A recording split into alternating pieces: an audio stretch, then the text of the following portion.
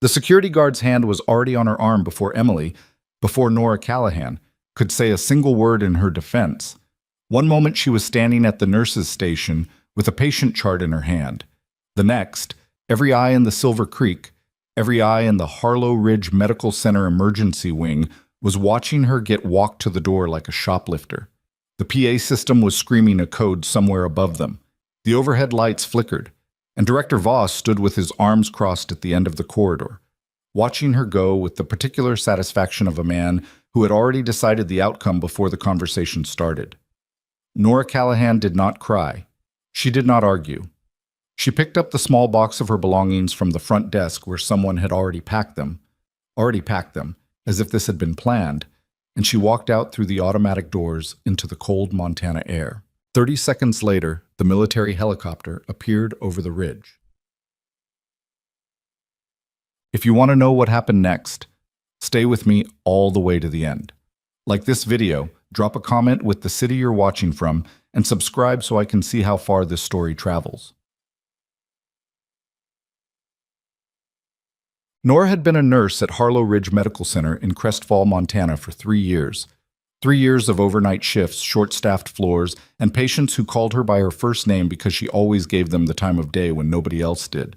She was 32, brown-haired, medium height, the kind of person who could stand in a room full of people and still somehow be invisible to the ones who mattered. That was, she'd learned, a skill as much as a condition.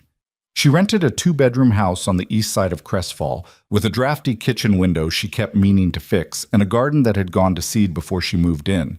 She worked the day shift Tuesday through Saturday, picked up extra hours when the floor was short, and spent her days off mostly alone. She didn't talk much about where she'd been before Montana. When coworkers asked, she said she'd done some traveling, worked at a hospital in the Pacific Northwest. Nothing worth discussing over lunch. It was not entirely a lie. It just wasn't anything close to the full truth. The morning everything came apart had started like most mornings at Harlow Ridge, understaffed, overbooked, and quietly managed by the nurses who actually ran the place while the administration generated paperwork on the 4th floor. Nora had been assigned to the post-surgical recovery ward, which was short 2 RNs and running on her and a second-year nurse named Daphne Wick, who was fast but still learning. They'd had a complicated morning. A post-op patient in bed 7 had spiked a fever. Another in bed 12 was showing early signs of surgical site infection, and the attending physician, Dr. Forsyth, had been unreachable for the better part of 2 hours. Nora had handled it. She'd pulled the charts, flagged the lab work, adjusted the monitoring parameters within her scope, and documented everything with the kind of precision that came from years of working in environments where a missed notation could be the difference between a patient going home or not going home at all. What she hadn't done, what she'd made a judgment call not to do, was wait for Dr. Forsyth's sign-off before initiating the fever protocol on bed 7. The patient's temperature had hit 103.4. Waiting another 2 hours for a doctor who wasn't answering his pager wasn't an option she was willing to sit on. She documented the decision, the reasoning, and the outcome, as she always did. By noon, the patient in bed 7 was stable and trending down. By 1 o'clock, Director Elliot Voss was standing at the nurse's station with a printed copy of Nora's nursing notes and an expression that told her this conversation had nothing to do with bed 7. Voss was the kind of administrator hospitals produced in reliable quantities, mid-50s, silver-haired, excellent at meetings, and worse than useless in a crisis. He had arrived at Harlow Ridge 14 months ago from a health network in Nevada, and in those 14 months he had reorganized the scheduling system twice, implemented a patient satisfaction scoring protocol that the floor nurses mostly ignored, and managed to irritate nearly every department head while maintaining excellent relationships with the board. He had not, in 14 months, spent more than 12 minutes on an active patient floor. "Nurse Callahan," he said, loud enough that the 2 visitors waiting near the elevator could hear, "I need you to explain the unauthorized protocol deviation documented in these notes."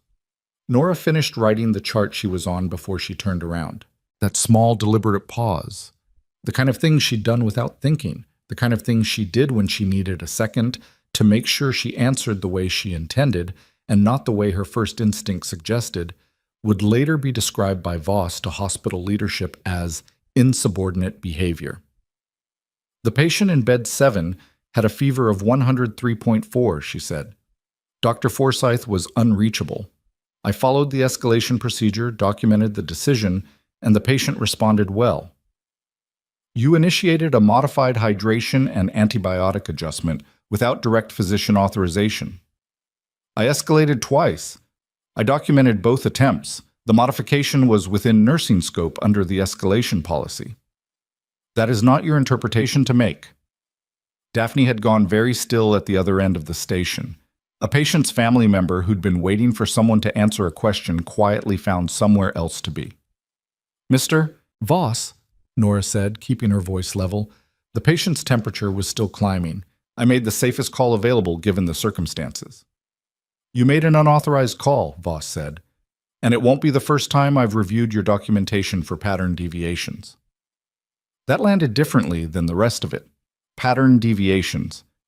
As if there was a file somewhere, a collection of instances being assembled toward a conclusion that had already been decided. Nora looked at him steadily. What pattern deviations? There will be a formal review. In the meantime, I'm placing you on administrative suspension, effective immediately. He set the printed notes on the counter between them like he was laying down a card. Security will escort you out. You're not serious. I am entirely serious. You violated protocol, Nurse Callahan. We take that very seriously here. The security guard, a young guy named Marcus, who Nora had eaten lunch with twice in the cafeteria, appeared from down the hall with the particular expression of someone who had been told to do something he didn't like, but was going to do it anyway. He looked at the floor when he reached her. I'm sorry, Nora, he said quietly. She didn't make him ask twice. She went to the supply locker and retrieved her bag. Someone, she never found out who, had already put her personal items from the nurse's station into a small cardboard box. Her phone charger. A photograph of her niece she kept taped to the inside of her locker. A paperback novel she'd been slowly working through for 3 months. She signed the administrative paperwork without reading it. She'd read it later, carefully, and she already knew it wouldn't say anything that matched what had actually happened this morning. That was the thing about documentation. It only told the truth if the person doing the documenting wanted it to. Voss didn't follow her to the exit. He didn't need to. He'd already gone back to his office by the time she reached the lobby. It was 1:47 in the afternoon when Nora Callahan walked out of Harlow Ridge Medical Center and stood in the parking lot in the thin November light with a cardboard box under one arm and no particular plan for the rest of the day. She stood there for a moment, looking at the mountains beyond the hospital's east wing, the kind of view that Montana offered constantly and freely as if in compensation for everything else. Then the sky to the north changed. She heard it before she saw it, a low, rhythmic percussion that she recognized not from civilian life, but from somewhere older and more specific in her memory. The kind of sound that still, even now, even years removed from everything, made her shoulders drop half an inch and her breathing shift into a different register. Military rotors. More than one. She turned. 2 Blackhawks were coming in from the north, low and fast, already beginning their descent toward the hospital's rooftop landing pad. Behind them, further back, a 3rd aircraft, a medical transport variant she recognized by its silhouette. Not standard medevac. Something else. She stood in the parking lot and watched them come down. The rooftop pad at Harlow Ridge was rated for 2 aircraft. It was used for civilian medical transports twice, maybe 3 times a month. Military aircraft used it exactly never, in 3 years of Nora's time there. The first Blackhawk hit the pad hard and fast, the kind of landing that wasn't casual. The medical transport was still circling. The second Blackhawk was setting down beside the first before the rotors on the first had finished slowing. From where she stood in the parking lot, Nora could see the side door of the first Blackhawk slide open. Figures in tactical gear moved quickly. A stretcher came out. Then another. Her phone buzzed. She looked at it. A text from Daphne. Something is happening. Military. A lot of them. Nobody knows what's going on. Nora looked at the phone. She looked at the rooftop. She looked at the cardboard box under her arm. She got in her car. But the drive to her house took 11 minutes. She sat in the driveway for a while without going inside. The afternoon was quiet, the way Crestfall was quiet in November. Deeply, conclusively quiet, the mountains holding everything still. A neighbor's dog was barking somewhere down the block. The wind moved through the pine trees along the property line. Nora set the cardboard box on the passenger seat and looked at the photograph of her niece. Lily was 7 in that picture, missing a front tooth, grinning at something off camera. Nora had taken it during a visit to Portland 2 summers ago, the last time she'd managed to get there. She thought about calling her sister. She didn't call her sister. Inside, she made coffee and sat at the kitchen table with the administrative paperwork spread in front of her. She read it the way she'd known she would, carefully, noting the language, the specific framing of each accusation. Unauthorized protocol deviation. Pattern of independent action, contrary to department guidelines. Failure to follow escalation procedures. The escalation procedure she had followed was cited in the second paragraph as the procedure she had failed to follow. She read that sentence twice to make sure she'd understood it correctly. She had. She took a photograph of each page with her phone. Then she made a list on a notepad. Dates, times, incidents, and her own notes on each one, the things she remembered clearly and the things she'd need to verify from her own documentation. She'd kept personal records. She always kept personal records. That was another thing that came from somewhere older than this job, older than Montana, older than civilian nursing entirely. She was on the second page of the list when her phone rang. Unknown number, Montana area code. She almost didn't answer it. She answered it. Nora Callahan? The voice was male, clipped, not unfriendly, but not wasting time either. Yes.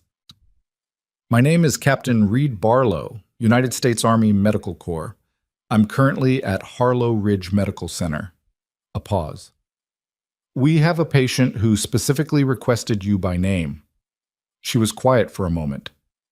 I don't have any military patients, she said. You do now. Another pause, shorter. The patient's name is Sergeant Major Daniel Vreeland. He says you know him. The name went through her like a current. She knew him. She knew exactly who Daniel Vreeland was. Is he conscious? She asked. Her voice came out steady. The coffee cup in her hand was absolutely still. In and out. He's been asking for you since we lifted out of Billings. His condition is... The captain paused. We need you here, Ms. Callahan. How quickly can you be at the hospital? I'm not currently on staff at Harlow Ridge, she said. A beat. Excuse me? I was placed on administrative suspension approximately 2 hours ago. The silence on the other end lasted long enough that she thought the call might have dropped. Then Captain Barlow said with a very different quality to his voice, Say that again, Macho. She didn't go back to the hospital immediately. That surprised her later. The fact that her first instinct hadn't been to drop everything and drive back. But she'd learned in the years before Montana that a first instinct could be right and still be wrong, that the right move and the smart move were sometimes separated by 60 seconds of patience. She told Captain Barlow she would call him back within the hour. He didn't like that. She did it anyway.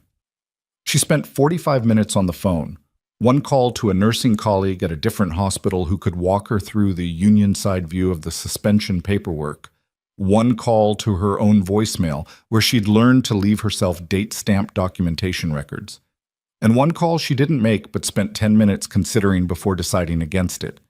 The number she almost called was in a contact list she kept in a separate notes file, not her regular contacts. 8 numbers in that list. She hadn't called any of them in 3 years. She pulled the file up and looked at the list and then put the phone face down on the table. When she called Captain Barlow back, he answered before the first ring finished. I need to understand the situation on your end before I come in, she told him. What exactly is Daniel's condition? Severe thoracic trauma from an IED incident 6 days ago. He was stable in Billings, started deteriorating overnight. The local surgical team is not getting the result we need. What's the primary complication? A brief pause. Are you asking me for clinical details? I'm asking because if I walk into that hospital, I need to understand what I'm walking into. What's the primary complication? Barlow covered the phone for a moment. She could hear voices, movement, the specific ambient noise of a hospital unit. Then he came back. Persistent hypotension that isn't responding to the current protocol. The surgical wound is clean. There's something we're not seeing. Nora thought for a moment. What's his BP trend over the last 6 hours? Hold on. She heard paper. Dropped from 94/60 to 82/54. They've adjusted the drip twice. Is he on positive pressure ventilation? Transitioned to BiPAP 2 hours ago. She was already moving toward the bedroom. I'll be there in 15 minutes. Butch. She changed out of her clothes and into a clean set. Not scrubs, just jeans and a plain dark pullover, because she wasn't going back as a Harlow Ridge employee. She was going back as someone a patient had asked for, and those were two different things with two different implications, and she wanted to be clear about which one she was before she walked through those doors. She left the cardboard box on the kitchen table. The drive back took 9 minutes. She pushed it. The hospital parking lot was different than it had been 2 hours ago. There were military vehicles, 2 black SUVs with government plates, a heavier transport van, parked along the restricted zone near the main entrance. 2 soldiers in dress uniforms stood at the main entrance, which was not standard hospital security. A third was near the elevator bank inside the lobby, visible through the glass doors. Nora parked and walked toward the entrance. One of the door soldiers stepped forward. "Nora Callahan?" he said. "Yes." "Captain Barlow's expecting you."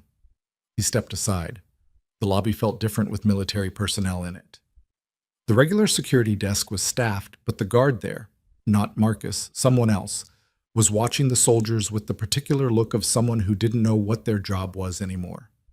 2 nurses from the 3rd floor were clustered near the elevator, talking in low voices and glancing toward the stairs.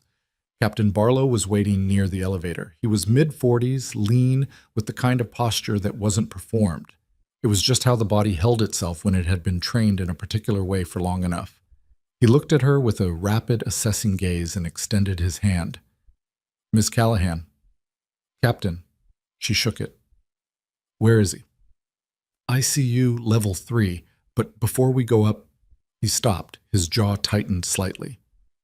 "I need to inform you that we've run into some resistance from hospital administration regarding your access."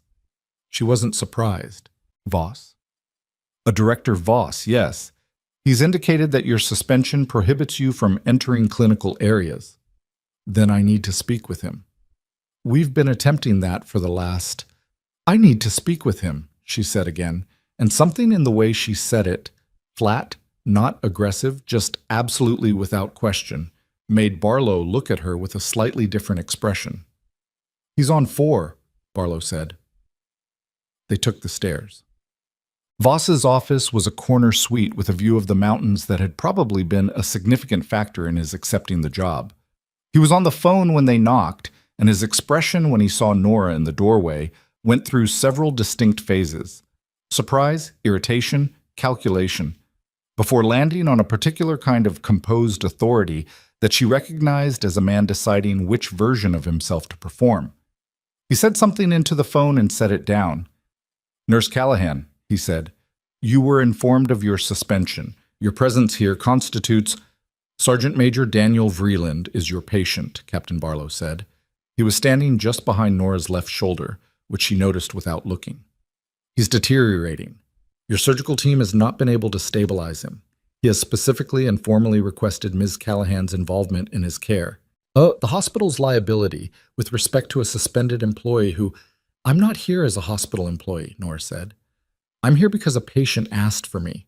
That's a patient rights issue, not an employment issue, and you know the difference." Voss stood up. He was taller than she was, and he used it the way some people used height. Not obviously, just shifted slightly, realigned the room. "You violated clinical protocol this morning," he said. "Allowing you access to any patient care area while under suspension exposes this institution to..." "To what?" Nora said. "To liability if an Army Sergeant Major dies in your ICU because you blocked the person he asked for?" The room was quiet. Barlow said, quietly and distinctly, "Director Voss, I would strongly encourage you to consider the implications of preventing military medical personnel, or personnel requested by military patients, from accessing care. That conversation will happen at a level above both of ours." Voss's expression shifted. Not much, but enough. She operates under direct observation, he said finally. Any intervention requires attending physician co-signature. She touches nothing without documented physician authorization. Fine, Nora said, and turned for the door before he could find another condition. The ICU on level 3 was controlled and tense in the specific way of units where the staff knew something was wrong and didn't know what. The attending physician on Vreeland's case was a Dr. Ansel Marsh, a cardiologist in his 50s who had the bedside manner of a man who was genuinely good at his job and not used to anyone questioning it. He looked at Nora the way most doctors looked at nurses who had been brought in over their heads, with a careful, managed patience that covered something more like offense. "Nurse Callahan," he said, "Captain Barlow has explained the situation. Can I see his vitals trend? I've been managing his care since—" "I know," she said. "I'm not here to second-guess your work. I just need to understand what's happening." Marsh looked at her for a moment, then at Barlow, then at the chart in his hand. He passed it to her. She read quickly, thoroughly. She turned pages without rushing, but without pausing on anything twice. Marsh watched her with his arms crossed. One of the ICU nurses, a young woman whose name tag read Petra, watched from behind the monitoring station with open curiosity. Daniel Vreeland was in the bed at the center of the room, half screened by curtain. She could see the outline of him, large, still, connected to the kind of monitoring apparatus that turned a person into a collection of numbers and waveforms. She didn't look at him yet. She finished the chart first. When she set it down, she said, "What's his chest excursion pattern on the BiPAP?" Marsh frowned slightly. "Symmetric. We've confirmed bilateral air entry. Both sides equal. I just said, has anyone assessed for asymmetric diaphragmatic splinting?" A pause. "That's not a standard assessment for thoracic." "No," Nora said. "It's not standard. It's something you do when the standard assessments aren't giving you the picture." She set the chart down. "I need to do a physical assessment. I'll document everything. You can co-sign whatever you want." Marsh looked at her for a long-held moment. Then he nodded once, the kind of nod that didn't indicate agreement so much as a man deciding to be professional about something he wasn't entirely comfortable with. Nora moved toward the bed. She had not seen Daniel Vreeland in 4 years. He looked older than that gap should have made him, broader through the shoulders even diminished by illness, the jaw she remembered as sharp now softer in unconsciousness, the lines around his eyes deeper. He had a scar along the left side of his neck that hadn't been there 4 years ago. She didn't let herself sit with that. She did the assessment. Her hands moved with a kind of automatic competence, not performed, not for the room, just the specific economy of someone who had done this in worse conditions than this for a very long time. She checked the chest wall movement, the breath sounds, the palpation along the right lower thoracic margin that made her pause. She pressed again, carefully. "What's his documented right hemidiaphragm position on the last imaging?" she asked without looking up. The chest CT from admission, Petra was already pulling it up. Slightly elevated right hemidiaphragm, consistent with surgical trauma. How elevated? The report says, a pause. 2 centimeters above baseline. What's his current respiratory rate? 22. And it was 18 at admission, Petra checked. 18, yes. Nora straightened. She looked at Dr. Marsh. He's developing paradoxical diaphragmatic motion on the right side. The elevated pressure from the BiPAP is making it worse. You're fighting a mechanics problem with a volume solution, and it's driving his pressure down because his respiratory effort is working against itself. The room was quiet. Marsh said carefully, "That's a fairly unusual." "I know it's unusual." She kept her voice even. "Which is why nobody caught it. But look at the trend. The pressure drop correlates exactly with the BiPAP parameter increase 2 hours ago. When you increase the inspiratory pressure, his BP dropped another 4 points." Marsh looked at the numbers. She watched him read them. She watched his expression change. "The management change would be, he started. Reduce the IPAP setting, switch to a targeted low-pressure support mode, and reassess diaphragmatic function in 30 minutes. She paused. "With your authorization, Documented. Marsh was quiet for another moment. Then he turned to Petra and gave the instructions. Nora stood back. She didn't offer anything else. She waited. Outside the ICU window, the light over the mountains had started to go orange with the late afternoon. In the hallway, she could see Barlow on his phone, speaking quietly, his back to the unit. 22 minutes later, Vreeland's blood pressure began to rise. He opened his eyes while the numbers were still climbing.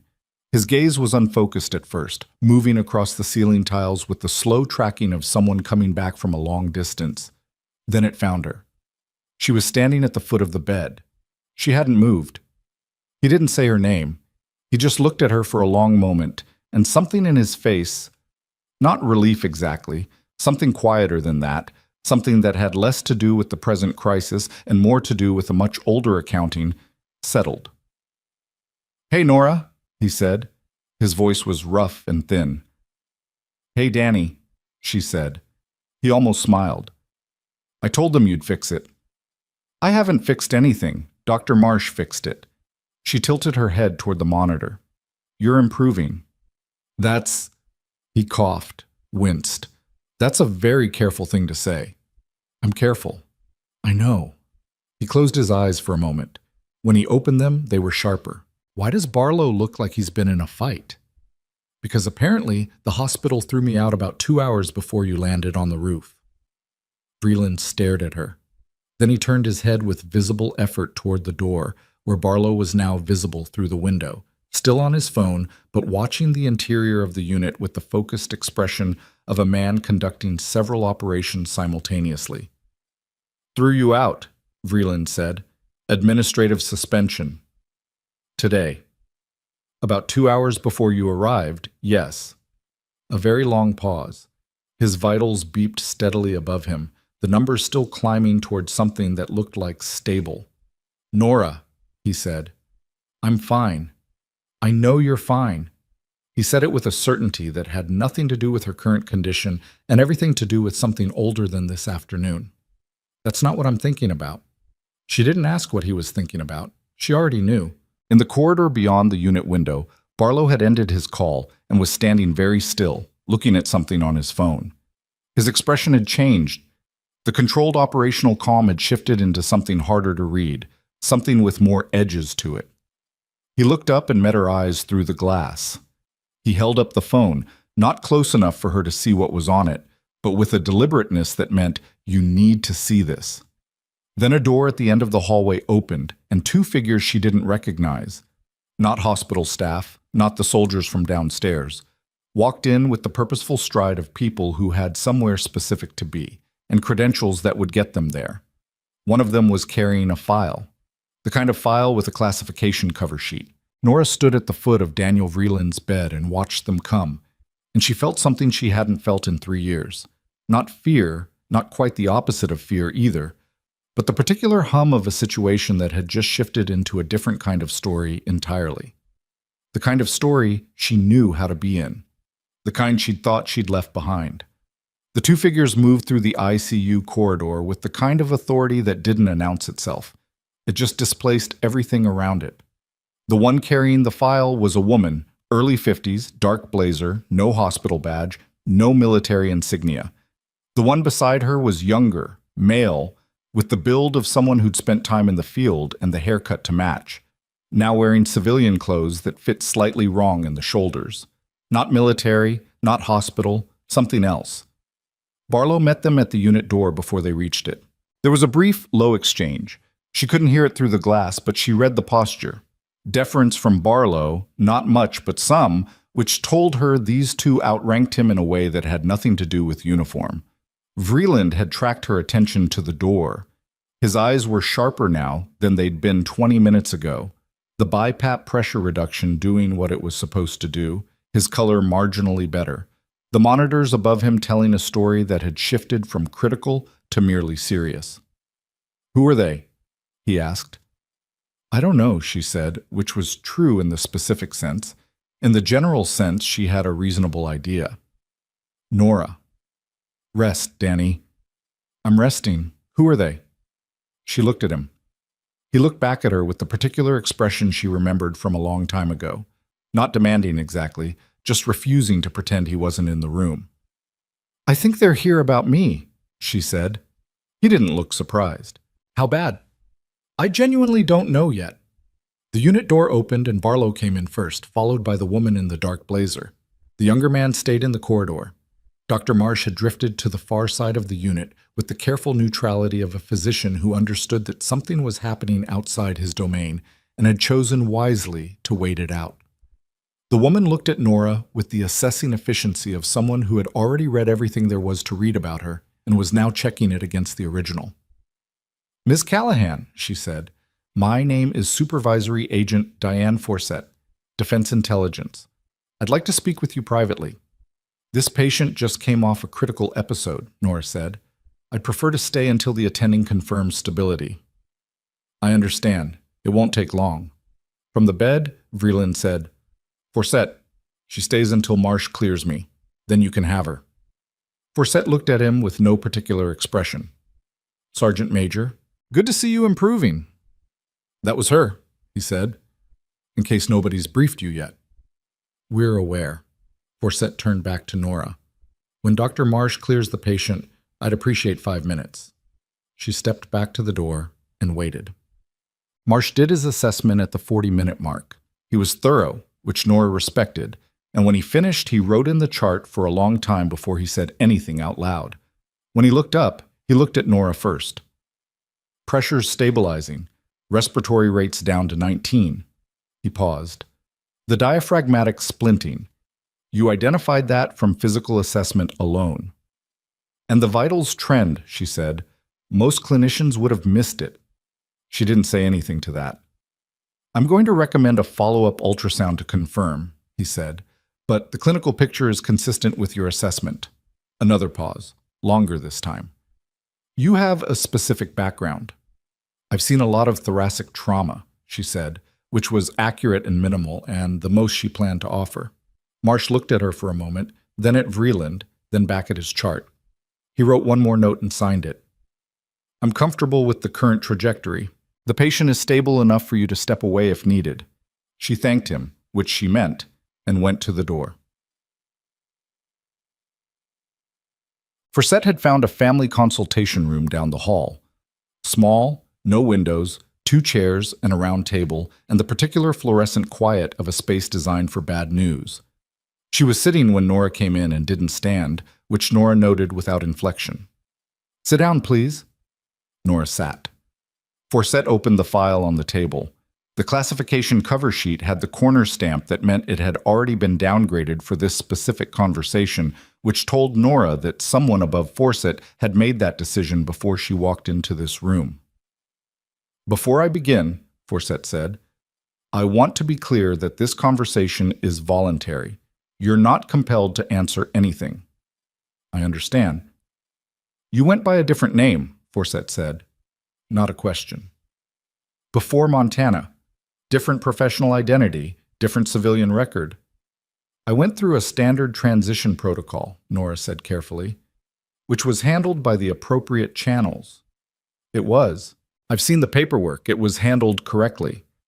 Forsett looked at her. "What wasn't handled was this." She slid a single page across the table. Nora looked at it without picking it up. It was a personnel assessment, the kind generated at the conclusion of a service term, and it had a notation on it in red that she had never seen before. Not because it hadn't existed, but because the version of this document she'd been given at separation hadn't included this page. The notation read, "Service record classified under Title 10 provision. Operational details restricted pending ongoing mission security review. Commendation recommendations withheld pending classification status resolution."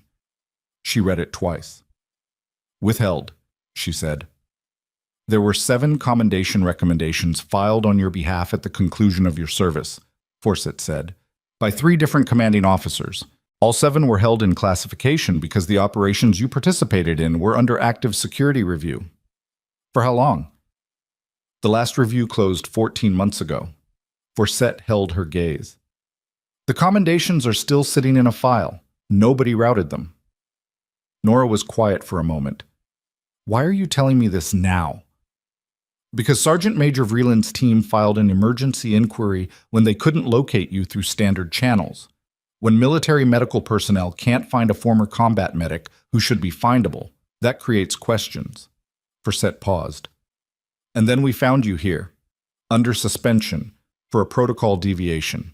She said the last three words with a flatness that made them sound exactly as absurd as they were. The suspension is Director Voss's call, Nora said. We're aware of Director Voss, and Forsett closed the file. Ms. Callahan, Nora, I'm going to speak plainly for a moment. Please.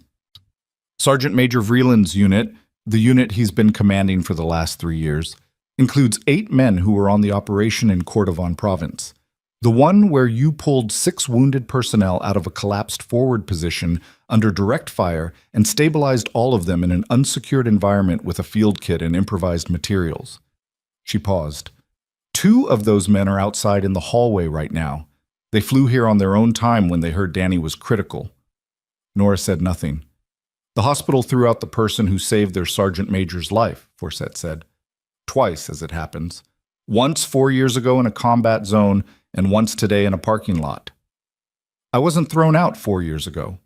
No, you separated voluntarily. Forsett's expression didn't shift. I'm not here to relitigate that. I'm here because there's a situation developing in this building that's going to require some decisions, and I think you should understand the full picture before it unfolds. What situation? Forsett was quiet for a moment. How much do you know about Director Voss's history with this hospital's Department of Defense contract? The answer was nothing. She knew nothing about any DoD contract because she'd been a floor nurse for 3 years, and that was 12 floors below the level at which those conversations happened. Forsett told her. It was not a short story, and the version Forsett told was careful, assembled from the outside with the particular quality of an investigation that had been building slowly and hadn't reached its public stage yet. The gist of it was this. Harlow Ridge Medical Center had a federal contract for military medical services in the Mountain West Corridor, a contract worth a specific dollar amount per year that Forsett named once and didn't repeat. Voss had arrived 14 months ago. The same week, Nora now realized, that the contract had come up for its biennial review. In those 14 months, there had been 3 formal complaints from nursing staff about documentation irregularities. 2 of those nurses no longer worked at the hospital. A third was currently in the middle of her own administrative review process that had been quietly opened 2 weeks ago. And there had been a series of billing discrepancies in the military contract accounts, not large individually, but consistent, and in a direction that suggested not error, but pattern. Someone flagged it internally, Forsett said. We've been building the picture, slowly, because this kind of financial manipulation is designed to survive quick scrutiny. She paused. What we didn't have was a clear precipitating incident, a moment that would create the kind of institutional disruption that brings everything to the surface at once. You think my suspension is that incident? I think Voss panicked, Forsett said. I think you found something this morning, or he believed you found something, and he moved faster than was smart because he was scared. Nora thought about the protocol deviation accusation, about pattern deviations, about the administrative paperwork that had been ready before she'd even finished reading the morning chart. The patient in bed 7, she said slowly. What about him? His surgical site infection. The treatment protocol I initiated. It involved pulling his chart for a full medication review because the fever presentation was atypical. When I pulled the medication review, I would have seen the billing codes attached to his record. She paused. I didn't look at billing codes. I was looking at clinical data. But Voss didn't know that. She considered this. No, he wouldn't have. Forsett nodded. You were doing your job. He saw a nurse pulling a chart in a way that could have, if she'd been looking, revealed exactly what he's been doing with the contract billing on post-surgical military cases. The fluorescent light hummed above them. Down the hall, a monitor alarm sounded and then stopped. Someone else's crisis, briefly noted and managed. So he suspended me before I could look more carefully, Nora said. That's our read. And now Daniel is here. And now 3 Blackhawks are on the roof, and 8 former members of Vreeland's unit are either in this building or on their way here, and my office has been on the phone with the hospital's DoD contract administrator for the last 40 minutes. Forsett leaned back slightly. Voss has had a very bad afternoon. Not bad enough yet, Nora said. Forsett looked at her with something that might, in a different kind of face, have become a smile. It didn't quite get there. No, she said. Not yet. Tut. Nora went back to the ICU. Vreeland was more awake now, his eyes tracking clearly, the monitors above him showing numbers that were cautious but defensible. The ICU nurse, Petra, was updating his chart at the station with the studious focus of someone who had decided to be extremely professional and document everything very carefully tonight, which Nora suspected had less to do with institutional policy and more to do with Petra having understood, over the last hour, that this was not a normal situation. "How are you feeling?" Nora asked him. "Like someone adjusted my breathing settings and I suddenly remembered what oxygen feels like." He shifted against the pillow. What did Forsett want? To give me some context. Good context or bad context? Complicated context.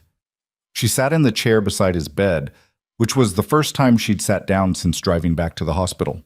Her back registered the sitting with a kind of muted gratitude. "She told me about the commendations."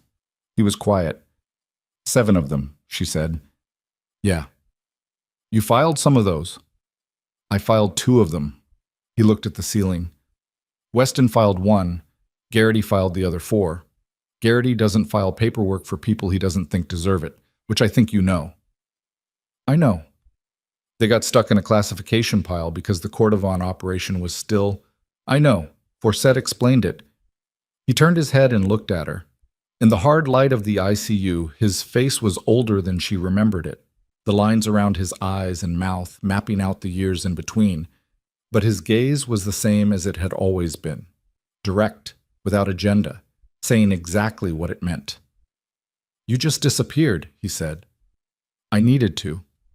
I looked for you." "I know." She said it quietly.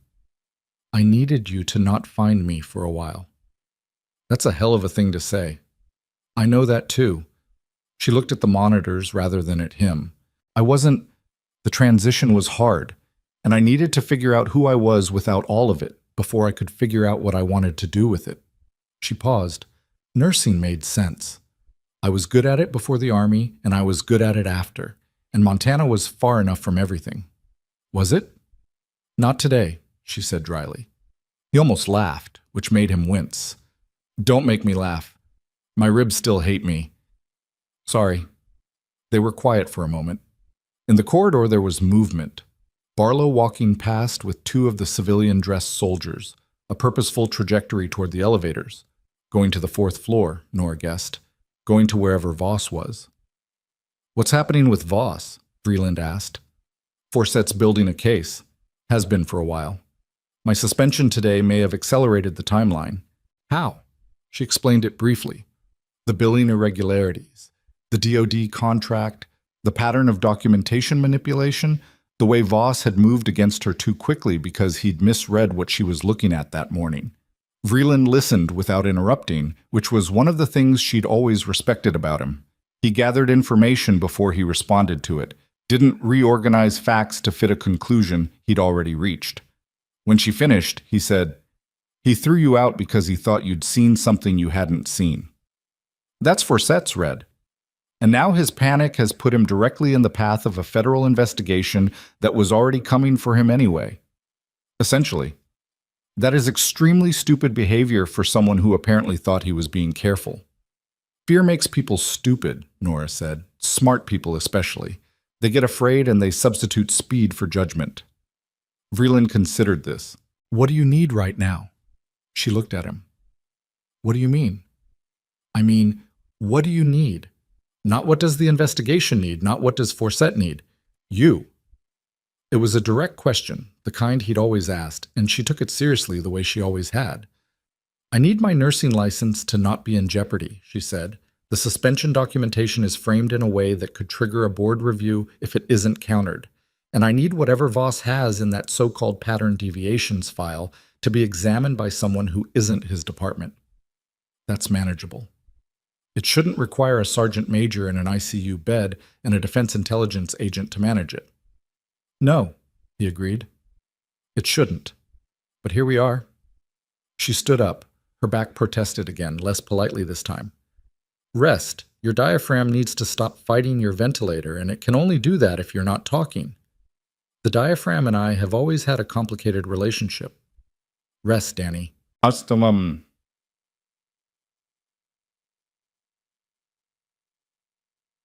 The fourth floor had a different atmosphere than it had 3 hours ago. She felt it before she saw it. The particular quality of institutional air when something significant is in the process of changing. 2 of Harlow Ridge's department heads were clustered near the administrative suite, speaking quietly with the body language of people receiving news rather than giving it. The receptionist outside Voss's office was at her desk, but not looking at her screen. Barlow was standing in the hallway outside the administrative suite, with his arms crossed, and an expression that had been arranged into neutrality so carefully it was obvious something underneath it was not neutral at all. When he saw Nora, he straightened. "What's happening?" she asked. "Forset's been on the phone with the hospital's board liaison for the past 30 minutes, he said. Voss was asked to produce the documentation behind your suspension and the personnel files of the 2 previous nurses who were terminated. And? He produced the suspension documentation. He told them the other files were in an administrative archive and would take time to retrieve. How much time? He said 48 hours. Nora looked at him steadily. That's not a retrieval time frame. That's a preparation time frame. That is also Forset's assessment. Barlow uncrossed his arms. She's requested a preservation order on all administrative files from the board liaison. If the board doesn't issue it in the next hour, she has a secondary pathway through the contract oversight office. What does Voss know about that? At this point, Barlow glanced toward the closed office door. Enough to be very unhappy. As if in answer, the door opened. Voss came out of his office with the expression of a man who had decided to be offensive rather than defensive. Jaw set, stride slightly too fast, the particular energy of someone who had just talked himself into a position in a private room and was now going to hold it in public. He saw Nora and stopped. The halt was only a second, maybe less, but it was there. "Nurse Callahan," he said, "you've been cleared for patient access under the conditions I specified. I expect those conditions to be followed exactly." "They're being followed," she said.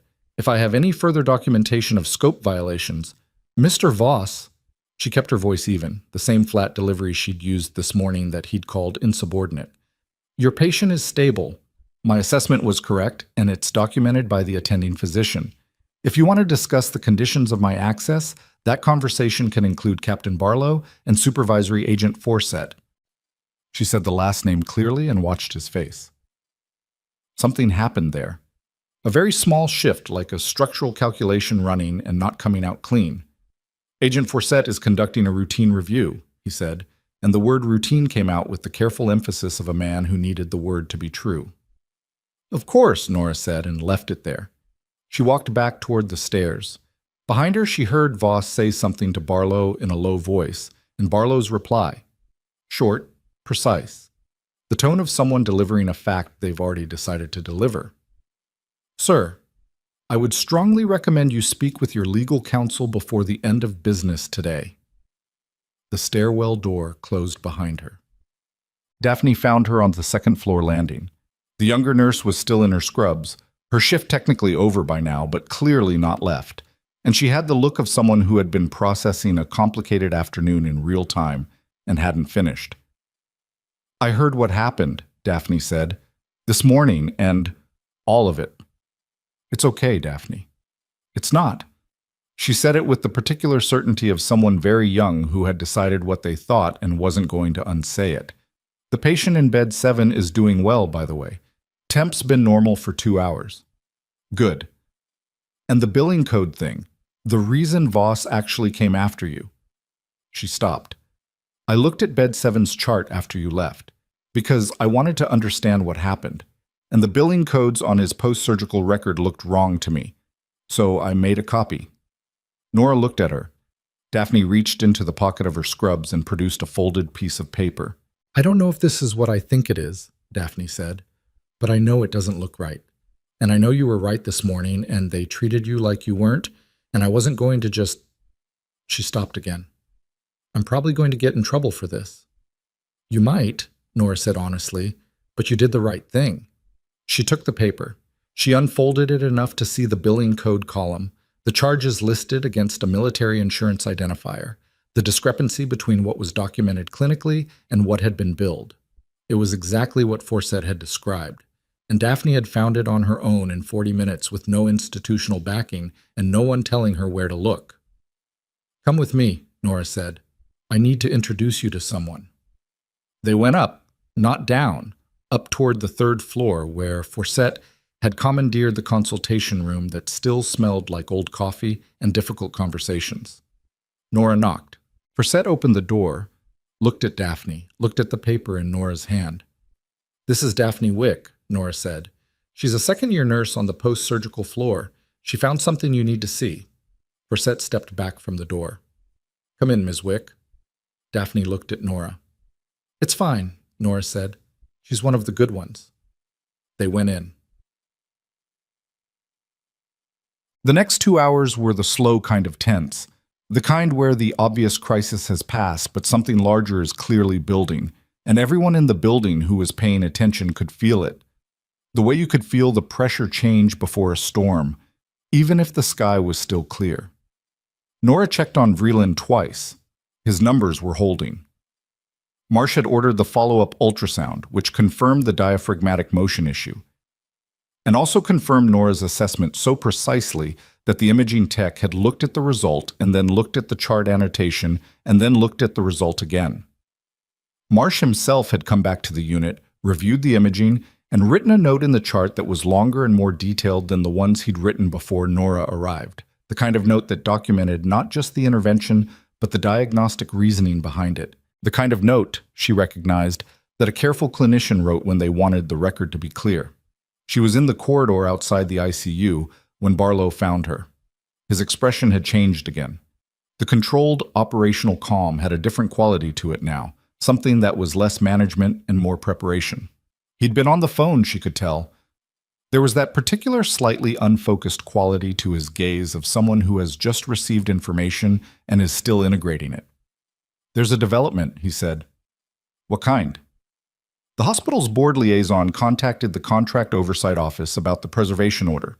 Standard procedure, but it triggered an automatic review protocol because the contract has federal flag status. He paused. Which means the oversight office notified DoD compliance. How fast? Fast.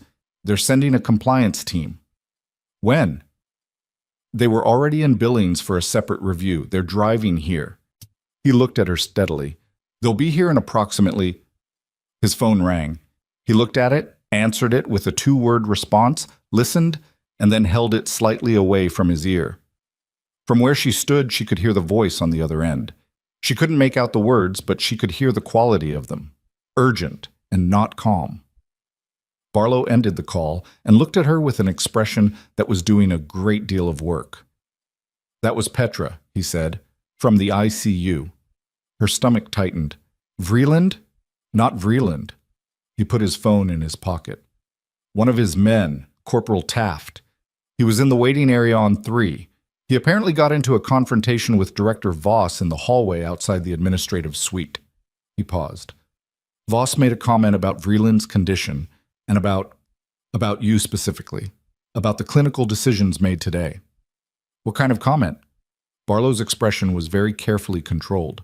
The kind that suggests Voss has been talking to someone about challenging the documentation of your intervention, suggesting the diaphragmatic diagnosis was fabricated retroactively to justify unauthorized action.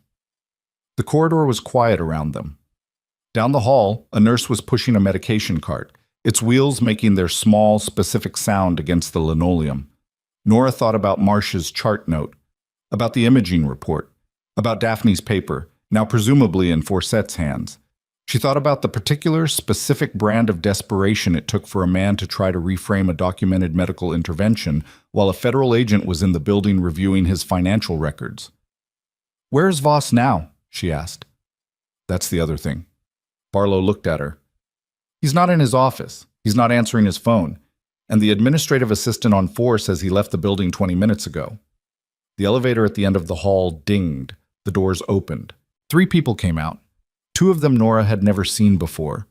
A man and a woman in suits with the specific purposeful bearing of federal compliance personnel arriving with an agenda. The third was a hospital board member named Sylvia Grant, whom Nora had seen exactly once at an all-staff meeting 2 years ago, and who was now moving through the corridor with the expression of someone who had received a phone call they had not enjoyed and had driven 40 minutes in the dark to deal with the source of it. Sylvia Grant looked around the corridor, and when her eyes found Nora, she stopped. "You're Callahan," she said. Not a question. "Yes. I've been on the phone with 3 different federal offices in the last hour." She looked at Nora with the careful, assessing gaze of a woman who had run a hospital board for 11 years and understood, in a way that Voss never had, the difference between a problem you managed and a problem you'd let become something else entirely. "I've been told that your clinical assessment today may have saved a military patient's life and that your suspension documentation contains material irregularities." "That's accurate, Case," Nora said. "I've also been told that the director who suspended you has just left the building." "I heard the same thing." Grant looked at her for another moment. Then she looked at Barlow, at the compliance officers behind her, at the corridor with its evening shift quiet and its thin institutional light.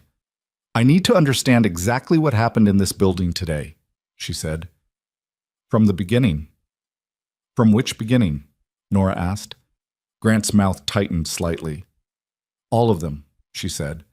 "And somewhere below them, on the ground floor, in the parking lot, in the direction of the highway that cut north through the dark Montana mountains, a car alarm went off. Brief, sharp, and then silent. But the hospital security desk radio crackled 2 minutes later with a report that made the overnight guard sit up straight and reach immediately for his phone. A vehicle matching the description of Director Voss's car had been found idling at the edge of the staff parking lot. Empty. The security desk radio was still crackling when Nora moved. She didn't run. Running in a hospital corridor at shift change drew attention in the wrong direction, slowed things down, made people stop and ask questions when questions were the last thing anyone needed right now. She walked fast. The specific long stride of someone with a destination and a timeline, toward the stairwell with Barlow 2 steps behind her. "He could have gone on foot," she said. "Parking lot's fenced on 3 sides," Barlow said. "The only pedestrian exit without a key card is the north gate. That comes out on the service road." Does Voss have a key card for anything other than the administrative suite?" "Standard building access, same as any senior staff." She pushed through the stairwell door. "Then he can get to the basement level. The tunnel." Barlow was quiet for half a second. "There's a tunnel?" "Maintenance access. Runs under the north wing to the auxiliary building. Most admin staff don't know it exists." She was already at the basement landing. "Facilities staff use it in winter. I've done supply runs through it twice when the elevators were out." The basement was colder than the floors above. The particular institutional cold of a space that got climate-controlled as an afterthought, concrete block walls and overhead pipes, and the specific smell of cleaning solution and old machinery. The lights were motion-activated and came on in segments ahead of them, which meant if Voss had come through here recently, the lights would still be active. They were. 3 sections lit, the 4th just clicking on as they moved. "He's ahead of us," she said. "By how far?" "Maybe 4 minutes." Barlow already had his radio out. She heard him speaking into it in clipped sentences. Location, direction, requesting personnel at the auxiliary building exterior, while they moved through the tunnel's straight concrete length, their footsteps making flat echoes off the walls. What she was thinking, and not saying yet because she needed to be wrong, was why Voss had left his car running. You didn't leave your car running if you were fleeing. You left your car running if you were coming back, or if someone else was coming to it, or if the car was not the point, but the appearance of having left in the car was. She was still working through that when the tunnel opened into the auxiliary building's maintenance level, and the lights ahead of them were already on, not motion-triggered, but manually switched, every single one of them. Barlow saw it too. He put a hand out. They stopped. The maintenance level was a long room, Shelving units down both sides, a central aisle, equipment lockers at the far end. And at the far end, crouched beside one of the lockers with his phone in his hand and the particular body language of a man who had been in the middle of something and had just heard people enter behind him, was Elliot Voss. He straightened slowly. In his other hand, not a weapon, nothing like that, was a portable hard drive. Small, black, the kind you bought at an electronics store for $100. The kind you used when you needed to move data quickly and quietly and didn't want to use the network. The three of them stood in the long maintenance room and looked at each other. "Mr. Voss," Barlow said. "This is a restricted area," Voss said, and the absurdity of the statement seemed to land on him even as he said it, because something in his face shifted, the authority performance briefly failing, the man underneath it briefly visible. "Put the drive down," Barlow said. "I have every right to, put it down." Voss looked at Nora, not at Barlow, at her. She recognized the look. She'd seen it before, in different contexts, on different faces. The look of someone who has run out of road and is making a rapid, panicked calculation about whether there's a version of this moment they can still control.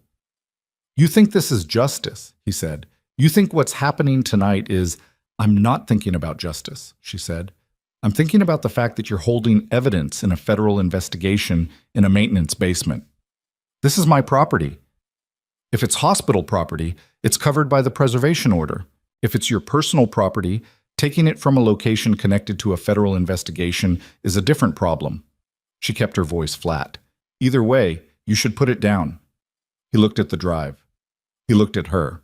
He looked at Barlow with his radio and the knowledge of personnel already moving to the exterior doors. His hand opened. The drive hit the concrete floor with a sharp crack and skidded 2 feet down the aisle. Barlow handled the rest of it. That was the right word for it. Handled. With the efficient procedural competence of someone who had done field work and knew how to secure a situation without escalating it further than it needed to go. He made 2 calls, one to Forsett and one to the compliance officers on the 4th floor, and within 12 minutes there were 4 additional people in the maintenance level, and Voss was sitting on a folding chair near the lockers with the specific stillness of a man who has made the calculation that there is nothing left to do. Nora left before the documentation process started. She wasn't needed for that part. She went back through the tunnel and up the stairs and to the ICU on 3, because that was where she was needed and because there was a limit, she had learned over a long time, to how much she could hold in her attention at once without the important things suffering. Vreeland was awake when she came in. Actually awake, not the fragile, effortful consciousness of earlier, but something more like himself, sitting up a few degrees with the BiPAP removed and a standard nasal cannula in its place, which meant Marsh had done another assessment while she was in the basement and had liked what he found. "You look like you've been in a basement," Vreeland said. "I have been in a basement." Voss? Sitting on a folding chair waiting for the federal compliance team to finish setting up their documentation process. He was quiet for a moment. "Hard drive?" "Small one. He was in the middle of copying files when we found him." "Stupid," Vreeland said. Not with satisfaction, just as an observation. "Scared people do stupid things," she said, for the second time today, and sat down in the chair beside his bed. Her legs had decided they were done making the decision about whether she was tired or not. She was tired. "Your breathing is better," she said. Marsh came by. "He said the ultrasound confirmed your assessment." He paused. He said it in the careful way that doctors say things when they're acknowledging they missed something, but want to make sure the acknowledgement sounds like a compliment. "He's a good physician," she said. "He didn't dismiss it when it mattered." "No." Vreeland looked at her. "How are you actually doing?" "I'm fine." "Nora." "I'm tired, and I've been awake since 5 this morning, and my suspension paperwork is sitting on my kitchen table, and I have no idea what tomorrow looks like professionally." She looked at the monitors. His sats were at 94, which was acceptable given the transition off BiPAP. His heart rate was steady in the low 60s. "But I'm fine. You're improving. The people who need to know what happened today know it. The rest is process." "The rest is never just process." "No," she admitted, "but it's process for tonight." He accepted that. He always had known when to let a thing land and when to push it further, which was one of the reasons she'd trusted him, once, in ways that she hadn't trusted many people. They were quiet for a while. The ICU had settled into its night rhythm, the lower staffing, the dimmer lights, the monitors keeping their steady vigil. Petra had been replaced by the night nurse, a quiet man named Osei, who moved through the unit with the unhurried competence of someone who had worked nights for years and had made peace with the specific nature of that work. Forsett appeared at the unit window around 9:30. She didn't come in. She held up her phone, showing Nora a document on the screen. From the distance, she could read the header. Emergency Preservation and Evidence Seizure Order, Harlow Ridge Medical Center. Below it, a second line. Suspension of Administrative Authority. Director E. Voss, pending investigation. Forsett lowered the phone. She looked at Nora through the glass for a moment. Then she nodded once and walked back toward the elevator. The call came at 11:17. Nora was in the family waiting area on 3, not sleeping but not entirely awake either. The specific suspended state of someone running on institutional coffee and compressed adrenaline. When her phone lit up with the unknown Montana number again, she answered it. Ms. Callahan? Not Forsett this time. A different voice. Older, male, the kind of voice that had given briefings in rooms where briefings mattered. My name is General Harlan Pruitt, Army Medical Command. I've been briefed on today's situation at Harlow Ridge. She sat up. I understand you stabilized Sergeant Major Vreeland after the local surgical team was unable to identify the primary complication. In consultation with the attending physician, she said, Captain Barlow's report indicates the diagnostic assessment was yours. She didn't argue with that. Yes, sir. I've also been briefed on your suspension and the circumstances behind it. A pause. And on your service record, the complete version. The waiting room was empty except for her. Down the hall, Osei was doing his rounds. The night shift ward was doing the thing night shifts did, drawing inward, quieting, the building settling into a different key. I understand there were commendations that weren't routed, she said carefully. 7, Pruitt said. I've seen them. All 7. Another pause, longer. What I want you to know tonight is that the record is being corrected. The classification review that held those commendations has been finalized, and the commendations will be processed. That should have happened 14 months ago, and it didn't, and I'm sorry for that. She didn't have an immediate response to that. She hadn't expected a general to apologize to her at 11:17 at night in a Montana hospital waiting room. Thank you, she said, which was inadequate, and also the only thing that fit. Your nursing license is not in jeopardy, Pruitt continued. The suspension documentation has been flagged for immediate review by the State Board's federal liaison. Given the circumstances and the pending investigation, the board will not initiate any action. You'll receive formal written confirmation tomorrow. She exhaled slowly. There are going to be conversations in the coming days about what comes next, Pruitt said. Not tonight. Tonight you should get some rest. A pause. Barlow tells me you haven't left the hospital since they brought you back in. The patient is stable and in good hands. Go home, Ms. Callahan. Get some sleep. He paused. That's not an order. That's a suggestion from someone who spent 30 years not taking enough of his own advice. Despite everything, she almost smiled. Thank you, General. Thank you, he said. You know why? The call ended. She sat for a moment with the phone in her hand and the quiet of the third floor around her and the long, specific wait of a day that had started at 5 in the morning with a patient's fever and had arrived here, at this waiting room chair, at this particular moment, through a route she could not have predicted this morning even if she'd tried. She went back to the ICU to tell Vreeland she was leaving. He was asleep, actually asleep, his breathing even, his monitors steady and unthreatening. She stood at the window and watched the numbers for a minute.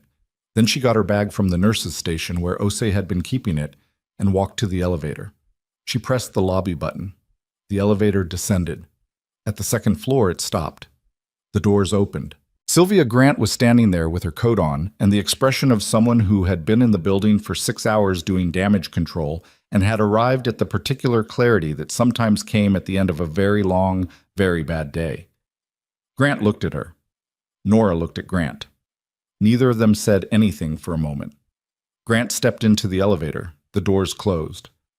The board met by phone at 10 o'clock, Grant said, looking at the elevator doors. Emergency session. We've accepted Voss's administrative suspension pending the federal investigation. We've appointed the deputy operations director as interim while we assess. She paused. We've also reviewed the suspension documentation on your file. And? Grant was quiet for 3 full seconds. The documentation was falsified, she said. The protocol deviation cited in your suspension papers references a policy revision that hadn't been implemented on your floor yet. Voss cited a version of the escalation procedure that wasn't active on your unit as of this morning. She looked at Nora directly. You followed the correct protocol, the one that was actually in place, and he suspended you citing a policy that, on your floor, didn't exist yet. The elevator reached the lobby. The doors opened. Neither of them moved immediately. The board owes you an apology, Grant said, a formal one in writing with full reinstatement and record correction. She paused. That will come. I'll make sure of it. Thank you, Nora said. Don't thank me. We should have caught this before it reached today. Grant stepped out of the elevator. Go home, Ms. Callahan. Nora walked through the lobby, past the security desk where the overnight guard was watching the parking lot monitors, past the spot where her cardboard box had been sitting that afternoon, through the automatic doors and into the Montana night. The cold hit her cleanly. Clear sky, stars hard and bright above the mountains, the temperature somewhere in the low 20s and dropping. Her breath made small clouds. She found her car, got in, and sat for a moment before starting it. Her phone buzzed. A text from Daphne. Forset's team found 2 more falsified files tonight. The nurses Voss terminated, both of them. Their documentation looks exactly like yours. She stared at the message. Then another buzz. Same number. Also, Forset wants to know if you'd be willing to give a formal statement tomorrow morning. I think there's more to this than we know. She put the phone in her pocket. She started the car. She was halfway out of the parking lot when her headlight swept across a figure standing near the main entrance. Not hospital staff, not military, but a man in a dark coat with a press badge clipped to his lapel, talking on his phone with the particular alertness of someone who had caught a thread and was already pulling it. A reporter. Which meant someone had talked, which meant by morning this would be somewhere other than the walls of Harlow Ridge Medical Center.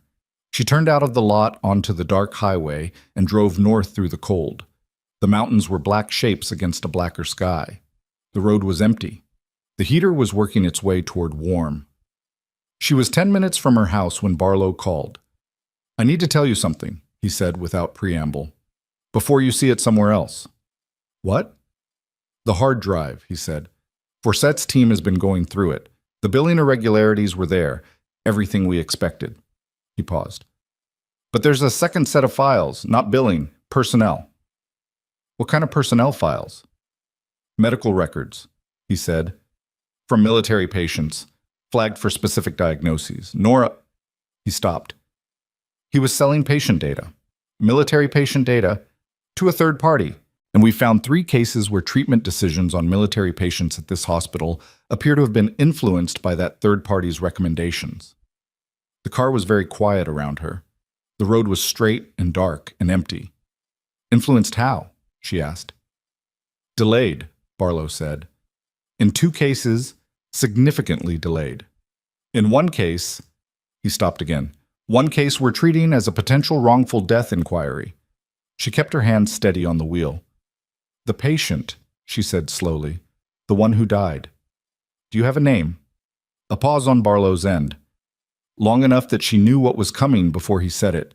Not the specific content, but the weight of it. The particular gravity of information that changes the shape of everything that came before it. His name was Corporal Marcus Webb, Barlow said. He was treated at this hospital 8 months ago. He was 24 years old. She pulled the car to the shoulder without thinking about it. The gravel crunched under the tires. She stopped. Nora, Barlow said. Are you still there? She was staring at the dark road ahead of her and thinking about a name. Not Corporal Webb, not yet, but a different name. The name of the security guard who had walked her to the door this morning with his eyes on the floor and the specific look of someone doing something he didn't want to do. Marcus, who had eaten lunch with her twice in the cafeteria. What did you say his full name was? She said. Webb. Marcus Webb. What unit? The sound of paper. 3rd Battalion, 11th Infantry, Mountain West Posting, Billings-based. She closed her eyes for exactly 2 seconds. Barlow, she said. The security guard who escorted me out of the hospital this morning. His first name is Marcus. Do you know his last name? A very long pause. I'll find out, Barlow said, and she could hear the change in his voice, the shift into the particular register of someone who has just understood that a story they thought they knew has a room in it they hadn't opened yet. She sat on the shoulder of the highway for another minute after Barlow ended the call. The heater had finally reached warm. Outside, the wind moved through the pines along the road's edge in long, slow passes, and the mountains were still their dark, indifferent shapes against the sky, and none of that had changed. Everything else had. She thought about Marcus Webb, the security guard. Young, maybe 26, the easy laugh he had in the cafeteria, the way he'd said, "I'm sorry," Nora that morning before walking her to the door. She thought about what it meant if he was related to Corporal Marcus Webb, 24 years old, treated here 8 months ago, now the subject of a wrongful death inquiry. She thought about the specific cruelty of that. A young man who had worked in this building while his brother or cousin or whoever Corporal Webb was to him had died in this building, possibly because someone in this building had let it happen for money. She pulled back onto the highway and drove home. She didn't sleep much. 4 hours, maybe less. The kind of sleep that runs in shallow pools between stretches of lying still with her eyes open and the ceiling doing nothing useful. At 4:30, she gave up and made coffee and sat at the kitchen table with her phone and the administrative paperwork still spread in front of her from yesterday afternoon, which was also today, technically, though it felt like a different calendar entirely. Barlow texted at 6:12. Security guard's full name is Marcus Tanner Webb. His brother was Corporal Patrick Webb, 3rd Battalion, 11th Infantry. Patrick Webb died at Harlow Ridge 8 months ago. Officially listed as complications from surgical repair of a combat injury, Marcus Webb has been working at the hospital for 7 months. She read it twice. 7 months. He'd taken a job at the hospital where his brother died 7 months ago. She didn't know what that meant exactly, whether it was grief or suspicion or something in between. But it was the kind of thing that didn't happen without a reason, and the reason mattered. She texted back, "Has anyone spoken to him?" The response came 4 minutes later.